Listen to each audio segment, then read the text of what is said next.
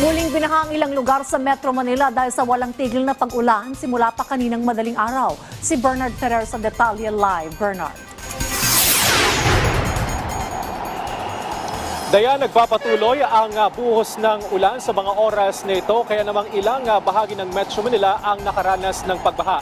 Sinuspindi rin ang pasok sa ilang lugar ngayong araw.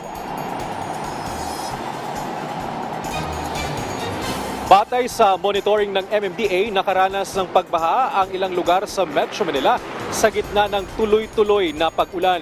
Sa lungsod ng Maynila, gutter deep na baha ang naitala sa mga sumusunod na lugar. Quirino Station harap ng Vito Cruz, Quirino Station northbound, Pedro Hill, Quirino Station hanggang Taft Avenue. Passable o madaraanan pa rin ang lahat ng uri ng sasakyan ang mga nabanggit na lugar. Sa Mandaluyong City, gutter deep na baha ang naitala sa EDSA Shaw Tunnel northbound. Ngunit passable pa rin sa lahat ng uri ng sasakyan. Samantala, ilang lokal na pamahalaan sa Metro Manila ang nagdeklara ng suspensyon ng klase dahil sa yellow heavy rainfall warning na inilabas ng Pag-asa. Walang pasok sa lahat ng antas, public at private sa mga lungsod ng Caloocan, Marikina, Malabon, Parañaque, Las Piñas, San Juan. Sa Patero, suspendido ang klase mula Child Development Centers, elementarya hanggang senior high school.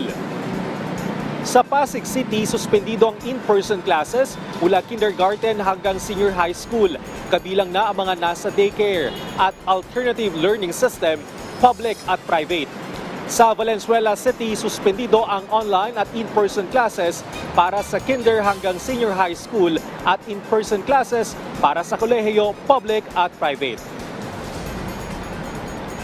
Dayan, sa lagay ng trapiko, mabilis pang usad ng mga sasakyan sa magkabilang lane ng EDSA Quezon Avenue, partikular ang mga papasok sa elliptical patungo ng EDSA North Avenue at patungo ng Kamuning. Paalala sa ating mga motorista, ngayong Biyernes, bawal po ang mga sasakyan na nagtatapos sa plaka na 9 at 0 mula alas 7 ng umaga hanggang alas 10 ng umaga at alas 5 ng hapon hanggang alas 8 ng gabi. Mag-ingat po ang mga motorista sa pagmamaneho at sa mga kababayan natin na palabas pa lang sa kanilang mga tahanan, magbaon po ng payo. Balik sa iyo, Dayan.